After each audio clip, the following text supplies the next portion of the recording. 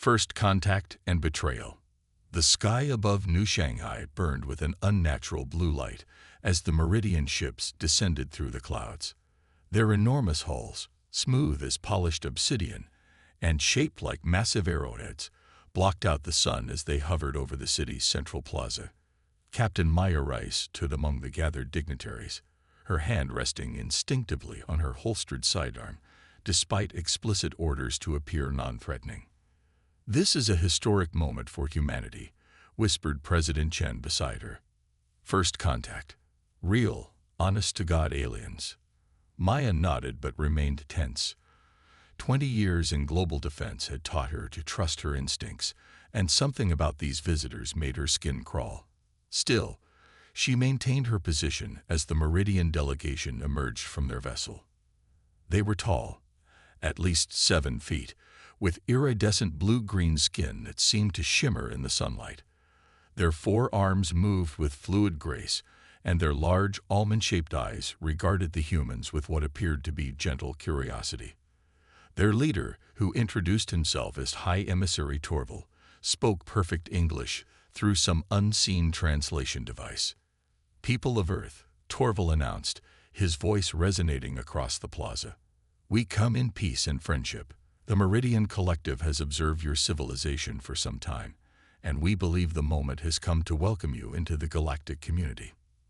The crowd erupted in cheers, but Maya watched as Torval's secondary eyes, smaller orbs set above his main eyes, narrowed slightly. Something in that gesture triggered her alarm bells. Over the next 6 months, the Meridians established embassies in major cities worldwide.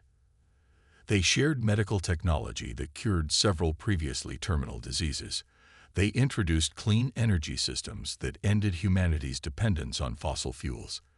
They helped establish the first lunar colony and provided blueprints for faster-than-light travel. Earth entered a golden age. Wars ceased as resources became abundant. Global cooperation reached unprecedented levels. Maya found herself assigned as liaison to the Meridian Scientific Exchange Program, working directly with a Meridian scientist named Solara. "Your species adapts remarkably quickly," Solara observed one day as they reviewed human implementations of Meridian technology. "Most species take decades to integrate quantum field manipulation into their infrastructure. You've done it in months." "Necessity is the mother of invention," Maya replied. "We've spent our history fighting for survival. It makes us quick learners." Solara's secondary eyes fluttered, a gesture Maya had come to recognize as discomfort. "Yes, your survival instinct is noted." It was during a late night at the research facility that Maya discovered the truth. She had forgotten her access card in Solara's lab and returned after hours to retrieve it. As she approached the lab, she heard Solara speaking in the native Meridian language, a series of clicks and hums that the translation devices typically rendered into human speech instantly. But Solara wasn't using a translator, and she wasn't alone. A holographic projection of Torval hovered above Solara's workstation. Maya's implanted neural link, standard issue for military personnel, began translating fragments of their conversation. Preparation of the human nervous systems proceeding as planned. Neural compatibility higher than anticipated. Harvesting can begin within 1 Earth year. 17 billion compatible hosts. Maya froze, her blood turning to ice. She backed away slowly, then ran to her office. With trembling hands, she accessed the secure network and downloaded everything she could find on Meridian technology, particularly their medical advances. It took her 3 days of clandestine analysis to understand. The miracle cures the Meridians had provided contained microscopic neural modifiers. The clean energy systems emitted low-frequency waves that enhanced the modifiers' effectiveness. The entire human race was being subtly prepared for something called neural harvesting. When Maya took her findings to her superiors, she was placed on administrative leave for stress-related paranoia. When she tried to contact President Chen directly, her access was revoked. When she attempted to warn the public, her social media accounts were suspended for spreading misinformation. Then the Meridians revealed Phase 2 of their friendship initiative. New implants would enhance human cognitive abilities. Volunteers lined up by the millions. Within weeks, reports emerged of these enhanced humans experiencing greater connection to the universe and shared consciousness. Maya watched in horror as humanity willingly submitted to what she now recognized as neural subjugation. The enhanced humans began to speak in unison, advocate for greater meridian presence, and turn against regressive elements who refused enhancement. That's when the roundups began. Those who refused implants were taken to re-education centers. Government officials who questioned meridian authority disappeared overnight. Military units loyal to their human commanders were disarmed by their own enhanced colleagues. Maya went underground, connecting with others who had seen through the deception. A resistance formed. Scientists who understood the technology, soldiers who maintained their loyalty to humanity, and ordinary citizens who valued their autonomy. Among them was Dr. Kenzo Ikeda, a neuroscientist who had worked on the human implementation of meridian medical technology. The neural modifiers are preparing human brains to serve as biological processors, he explained to their growing resistance cell. The meridian organic technology requires compatible nervous systems to function. They're turning humans into living components for their machines. Why not just ask for volunteers? Asked Javier, a former Marine. Plenty of people would sign up for that kind of symbiosis. Because it's not symbiosis, Maya replied grimly. It's consumption. The process burns out the human host within months. They need billions of us. Their resistance grew slowly, carefully. They established safe houses across the globe, connected by encrypted communications that avoided meridian monitoring. They developed technology to detect and neutralize the neural modifiers. They rescued those marked for re-education and recruited from the ranks of the disillusioned. 1 year after first contact, humanity was effectively divided into 3 groups. The enhanced who served the meridians willingly, those awaiting processing in massive facilities constructed around the world, and the resistance fighting for human autonomy and survival. Maya stood at the window of their hidden base in the former NORAD complex, watching as meridian ships patrolled the night sky. The resistance had managed to secure this facility thanks to old military protocols that had sealed it off when the chain of command was compromised. We have confirmation, Kenzo said, entering the command center with a tablet. They've begun full neural harvesting at the Beijing facility. Thousands of processed humans every day. Maya closed her eyes, absorbing the horror of what that meant. How long until they've taken everyone who's still in holding? At current rates, 3 months, maybe 4. Javier, now their head of security, leaned against the command table. Then what? They'd move on to another planet. No, Maya said, turning from the window. Then they come for us. The resistors. The ones they haven't been able to round up yet. The room fell silent as the magnitude of their situation sank in. There might be something, Kenzo said hesitantly. I've been analyzing the neural implant technology. There's a vulnerability in the quantum field the meridians use to control the enhanced humans. Maya's eyes narrowed. What kind of vulnerability? The field requires constant maintenance from the meridian ships. If we could disrupt it long enough, the enhanced humans might break free of control. And if we could reverse the signal, we could turn their own network against them. Maya finished, a dangerous hope kindling in her chest. It would require accessing their main transmitter, Kenzo warned, on their mothership. Maya looked around at the faces of the resistance leadership. Brave, determined, and utterly human. Then that's where we're going. As dawn broke over the mountains, Maya began planning the most daring operation in human history, an assault on the Meridian mothership to reclaim humanity's freedom and future. Resistance and retribution. The resistance compound hummed with activity as Maya reviewed the final details of Operation Prometheus. 3 months of preparation had led to this moment, their one chance to strike back against the Meridians before the last free humans were harvested. The infiltration team is ready, Javier reported, his face gaunt but determined. The former Marine had lost his entire family to the processing centers. 6 of us, all immune to the neural modifiers thanks to Kenzo's treatment. Maya nodded. The diversion forces, positioned around all 7 major harvesting facilities, said Colonel Layla Hamed, formerly of the Egyptian Special Forces. They'll strike simultaneously when we give the signal. And our ace in the hole, Dr. Kenzo Ikiba, stepped forward, holding what looked like an ordinary data crystal. Ready.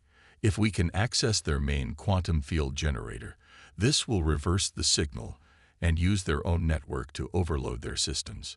Maya took a deep breath. Then we move tonight. Their plan hinged on a discovery made by a teenage hacker named Jen, who had found a backdoor in the Meridian transport system. The aliens used quantum entanglement to move between their ships and the ground, but the system required precise coordinates that changed according to a mathematical pattern. Jen had cracked that pattern. As night fell, Maya led her infiltration team to an abandoned warehouse near Denver's processing center. Each wore specialized armor developed from scavenged Meridian technology, designed to mask their life signs from alien sensors. Remember, Maya said, as they gathered around the transport pad they constructed, we'll have exactly 12 minutes before their systems detect the unauthorized transport. We need to reach the control center and deploy Kenzo's virus before then. The team nodded grimly.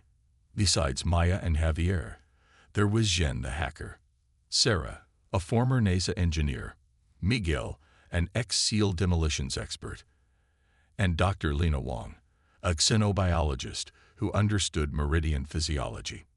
For Earth, Maya said simply, activating the transport sequence. The world dissolved into blue light around them. Maya felt her atoms scatter and reform, a sensation like being turned inside out and back again in an instant. When reality solidified, they stood in a curved corridor with walls that pulsed with bioluminescent light.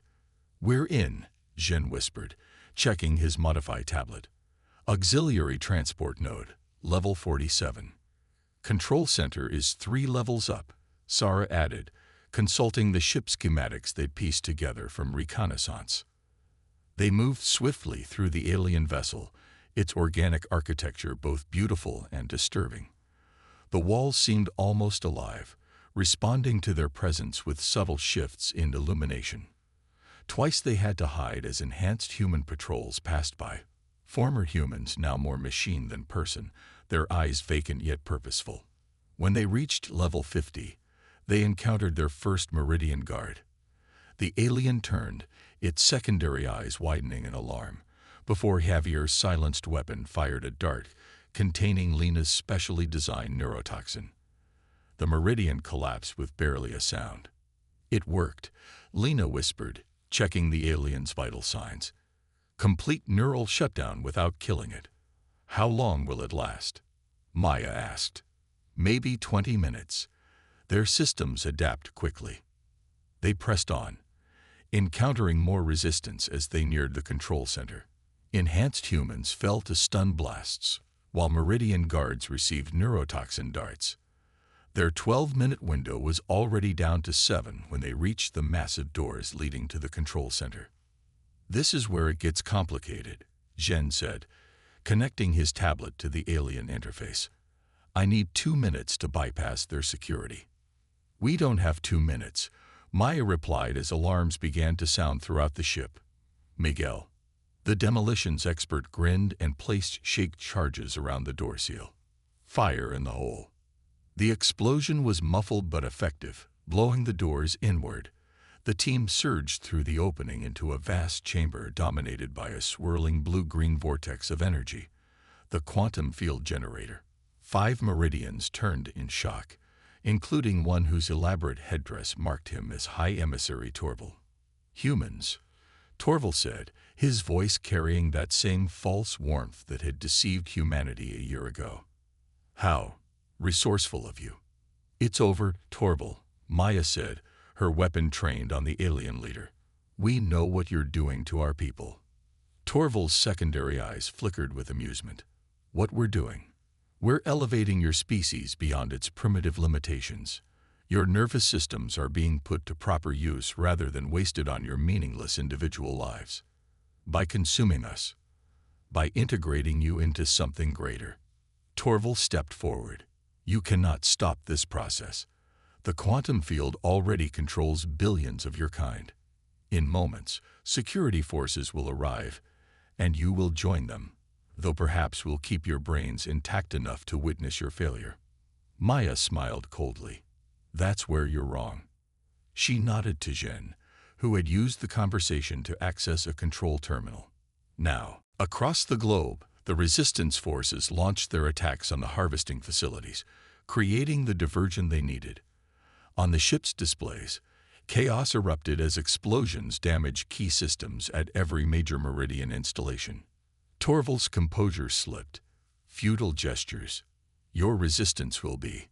He never finished his sentence as Javier shot him with a neurotoxin dart.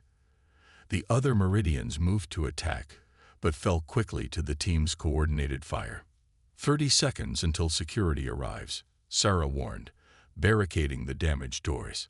Zhen and Kenzo worked frantically at the alien controls, interfacing their virus with the quantum field generator.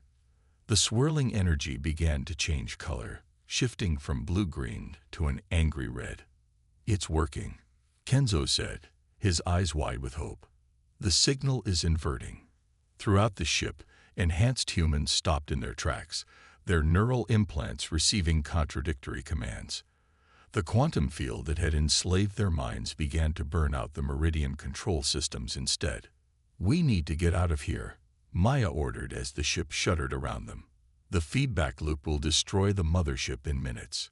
They fought their way back to the transport node, facing disoriented enhanced humans and panicking Meridians. When they reached the node, Zhen quickly recalibrated it to return them to Earth.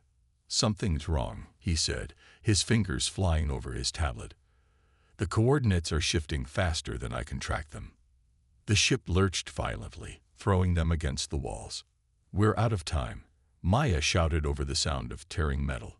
Set it for anywhere on Earth and activate it. As the transport energized, Maya saw a surge of energy racing toward them through the corridor. The quantum field was collapsing, releasing all its stored energy in one catastrophic wave. The blue light enveloped them just as the wave hit. Maya felt herself scatter, tumbling through probabilities, uncertain if she would ever reform. When reality solidified, they were sprawled on a hillside overlooking Denver. Above them, the night sky blazed with light as the Meridian mothership tore itself apart in a spectacular implosion. Smaller explosions followed as the harvesting facilities collapsed, their quantum connections severed. We did it, Javier whispered, helping Maya to her feet. It actually worked. Around the world, enhanced humans collapsed as their implants failed. Many would die, but millions would recover, free of Meridian control. The alien threat had been neutralized in one decisive stroke. 3 months later, Maya stood before the newly reformed United Nations Council. The world was still healing, still rebuilding, but humanity had survived. The Meridians were not the only species in the galaxy, she told the assembled leaders. Their records confirmed the existence of dozens of spacefaring civilizations. Some may be like them, predators seeking to exploit other life forms. Others may be potential allies. Are we ready for this wider universe? Asked the Secretary General. After what we've experienced. Maya thought about everything humanity had endured and overcome. We weren't ready before. We trusted too easily and nearly lost everything. But now we understand the stakes. We know what we're fighting for. She looked out at the faces watching her, survivors who had fought for their right to remain human. The Meridians pushed us too far, and they learned a costly lesson. Humanity doesn't break. We adapt, we fight back, and we win. Whatever's waiting for us out there, we'll face it together, as humans. As Maya finished speaking, reports came in of a recovered Meridian vessel successfully achieving faster-than-light travel under human control. Humanity was taking its first steps into the galaxy, not as naive explorers or subjugated processors, but as warriors and survivors who had earned their place among the stars. The Meridians had pushed too far. Humanity had pushed back harder. And the galaxy would never be the same.